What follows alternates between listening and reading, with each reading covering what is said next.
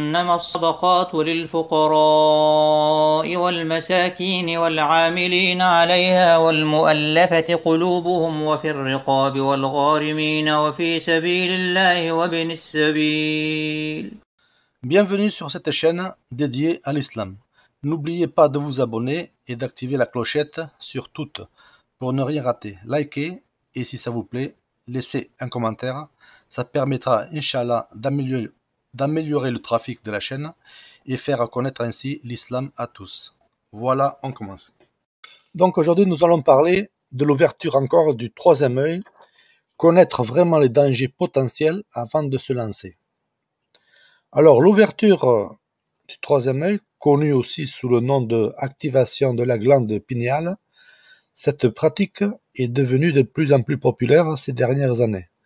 On en parle de plus en plus. Donc, elle est souvent associée à des expériences spirituelles profondes, telles que les visions, les perceptions accrues et une connexion plus forte avec l'univers. Mais il est important de bien comprendre que l'ouverture du troisième œil n'est pas sans danger.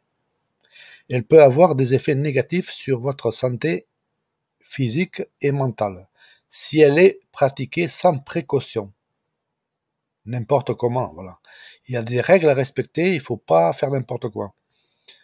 Ne la pratiquez qu'avec des dicks de mes anciennes vidéos que je vous ai montrées, et surtout sans musique, et dans un espace le plus calme possible.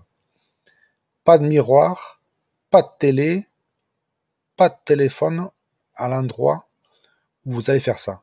Alors pour le téléphone, vous pouvez le mettre en mode avion et vous fixez une alarme pour le temps que vous comptez méditer. Et rien d'autre. J'insiste qu'avec des dhikrs, en se concentrant sur la zone entre les sourcils. Dès que vous arrivez à voir des couleurs, fixez-en la plus brillante. Si Allah voit que vous dérivez, il vous empêchera d'aller plus loin. Mais si vous faites ça avec de la musique, donc avec le diable, il n'y aura pas de limite dans l'égarement et de certains dangers qui vous attendent. Alors, dans cette vidéo, nous verrons les dangers potentiels de l'ouverture du troisième œil, ainsi que ce que vous devez savoir avant de vous lancer dans cette pratique. Vous voyez, j'ai fait plusieurs vidéos sur ce thème parce que c'est très important. J'ai l'impression de me répéter, mais il le faut parce que suivant les messages que je reçois encore par mail, c'est pas du superflu, quoi. Alors, nous examinerons également les liens entre le troisième œil, la glande pinéale et la glande pituitaire. Pituitaire, c'est assez difficile à mot à dire. Alors, nous allons essayer de développer le sujet en 4 points. Qu'est-ce que le troisième œil et pourquoi parle-t-on de danger potentiel? Alors, le troisième œil est un concept spirituel et métaphysique qui se réfère à un centre d'énergie situé entre les sourcils. Ce centre d'énergie est associé à la glande pinéale, une petite glande située dans le cerveau qui est responsable de la production de mélatonine, une hormone qui régule le sommeil. Alors, lorsque le troisième œil est ouvert, cela permet d'accéder à des niveaux supérieurs de conscience, de perception et de compréhension spirituelle. De nombreuses pratiques spirituelles telles que la méditation et la respiration consciente sont utilisées pour stimuler et ouvrir ce troisième œil. Pour davantage de renseignements, je vous renvoie à mes autres vidéos sur le sujet. Alors, c'est un chakra situé entre les sourcils. Il est associé à la glande pinéale et à la glande pituitaire dans le cerveau. Alors, la méditation est le plus souvent utilisée pour stimuler le troisième œil. Ça peut aussi améliorer la qualité de vie et réduire le stress. De plus, la glande pinéale a été associée à la régulation des rythmes de la régulation hormonale. Donc, on parle de danger lié à l'ouverture du troisième œil, car les pratiques utilisées pour activer cette zone peuvent être puissantes et avoir un impact significatif sur votre état de conscience et notre santé mentale et physique. Alors, certains risques potentiels associés à la stimulation justement de ce troisième œil comprennent diverses choses, telles que les migraines, l'anxiété, les changements d'humeur, une désorientation spatiale et une désintégration. De plus, l'ouverture du troisième œil peut entraîner des expériences spirituelles intenses. Celles-ci peuvent être mal intégrées dans les expériences dans notre vie quotidienne. Donc il est à noter que ces risques ne sont pas universels. De nombreuses personnes ont des expériences positives, donc avec ça, cependant. Il est important de pratiquer ces techniques de manière sûre et prudente, de rechercher des enseignants qualifiés et de prendre surtout le temps de bien comprendre les pratiques avant de les utiliser. Prendre son temps surtout aussi. Voilà. Donc en fin de compte, il est important de reconnaître que l'ouverture du troisième œil est un sujet complexe, mais fascinant. Il nécessite une approche prudente et réfléchie pour éviter les dérapages et ainsi maximiser les avantages pour la santé mentale et physique. Alors, quels sont ces dangers exactement? Alors, deuxième point, les dangers potentiels d'une ouverture du troisième œil. Donc, problème déjà physique. Donc, l'ouverture du troisième œil peut entraîner des effets physiques indésirables, tels que des maux de tête, comme je vous ai dit, des nausées, des vertiges. En outre, certaines personnes signalent aussi des douleurs physiques intenses, notamment au niveau de la tête et du front. Alors, ainsi que des troubles visuels tels que des flashs de lumière et des hallucinations visuelles. Donc c'est pour ça, moi je vous mets en garde, allez-y mollo. Les premières séances, faites-les en 30 minutes, pas plus. Et quand vous avez aucun signe physique qui vous fait mal ou autre, vous augmentez, vous pouvez mettre 1 heure après. Mais restez après sur 1 heure assez longtemps quand même. Ne passez pas au-delà aussitôt, hein, parce que c'est très long. Faut pas sauter des étapes. Donc après, il y a le déséquilibre émotionnel aussi, si on fait n'importe quoi. Donc l'ouverture de ce troisième œil peut également entraîner des équilibres émotionnels tels que l'anxiété, je le répète, la dépression et l'agitation. Alors certaines personnes signalent également des changements de personnalité, notamment une augmentation de l'irritabilité et de la colère. Donc déjà, c'est un mauvais point ça. Déjà, si vous avez la colère, il faut à tout prix l'évacuer. Petite séance de méditation tranquille, s'il le faut avec les yeux ouverts, mais il faut retomber la colère, il faut qu'on soit calme. Après, vous pouvez fermer les yeux et continuer votre expérience. Donc les expériences désagréables de certains, donc c'est l'ouverture du troisième œil peut entraîner des expériences désagréables, oui, telles que des cauchemars, alors qu'avant, certains les avaient plus. Je parle pas pour les personnes qui les ont. Déjà, les personnes qui les ont sans arrêt, ils ne doivent pas commencer cette ouverture du troisième œil. Ils doivent d'abord se soigner, se nettoyer intégralement. Voilà. Alors, les problèmes spirituels, donc l'ouverture du troisième œil peut également entraîner des problèmes spirituels tels que la confusion spirituelle, l'égarement, la perte de connexion avec la réalité. Alors certaines personnes signalent également des expériences spirituelles négatives, telles que la possession par des esprits maléfiques ou la communication avec des entités négatives. Encore une fois, pas de musique, même instrumentale. Être sûr d'être bien nettoyé. Être sûr qu'on a les brèches refermées assez pour commencer ça. C'est important, j'insiste, mais c'est vraiment important. Il est important de comprendre que ces effets ne se produisent pas chez tout le monde.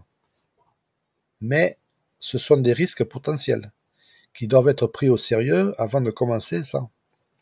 Alors si vous décidez de pratiquer l'ouverture du troisième œil, il est important de se prémunir des effets indésirables. Donc il faut tenir compte des conseils qu'on vous donne de personnes qui ont déjà fait. Donc voici les conseils que l'on peut vous donner à ce sujet. Donc troisième point, comment éviter ces dangers lorsque l'un cherche à activer le troisième œil. Alors lorsqu'on cherche à activer le troisième œil, il est important de se prémunir donc contre ces risques potentiels en prenant des mesures de sécurité appropriées. Donc, tout ça, c'est les conseils que je vous donne. Tout d'abord, il est impératif de rechercher des enseignants qualifiés et expérimentés qui ont déjà fait l'expérience. Ils peuvent vous guider dans les processus et offrir des conseils pour éviter justement des problèmes. N'écoutez surtout pas ceux qui vous proposent d'ouvrir le troisième œil en 2 séances. C'est impossible, ça se passera mal. Vous allez travailler avec le diable, c'est tout ce que vous allez faire. Donc, il est également important de pratiquer en toute sécurité en suivant les instructions avec soin. N'allez pas trop vite. Et en évitant de pousser le corps et l'esprit dans ses limites. N'en faites pas trop, allez-y progressivement. De plus, il faut prendre le temps de bien comprendre les pratiques avant de les utiliser. Et de ne pas se précipiter dans des expériences spirituelles trop intenses, sans aucune préparation, sans savoir où on va, juste en écoutant les divagations de certains sur Internet. Alors je sais que je me répète beaucoup, mais c'est très important. N'oubliez pas, c'est un pont vers l'invisible. Enfin, il est important d'écouter son corps et son intuition, et de prendre des pauses si l'on éprouve des symptômes précédemment cités, tels que les migraines, l'anxiété ou le changement d'humeur. Ça, c'est comme du sport. Si vous allez sans vous échauffer, vous avez beaucoup claqué un muscle. Donc là, c'est un peu pareil. Hein.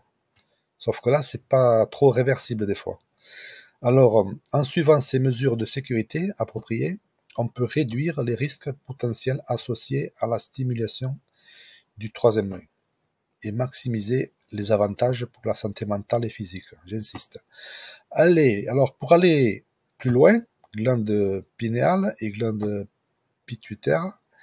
En plus de la glande pinéale, l'ouverture du troisième œil est également associée à la glande pituitaire, une glande, donc, on appelle ça, certains l'appellent l'hypophyse. Bon, ça c'est le nom médical, dont peu de gens en parlent. Donc, elle régule la plupart des fonctions hormonales. Donc, si vous faites n'importe quoi, vous êtes déréglé les hormones, et vous savez que les hormones, ça contrôle tout le corps. Donc, voilà. C'est pas pour vous faire peur que je dis tout ça, mais c'est vraiment pour me mettre en garde. Faites-le suivant les conseils, pas plus. Alors, certaines pratiques spirituelles visent à stimuler justement la glande pituitaire pour activer le troisième œil et accéder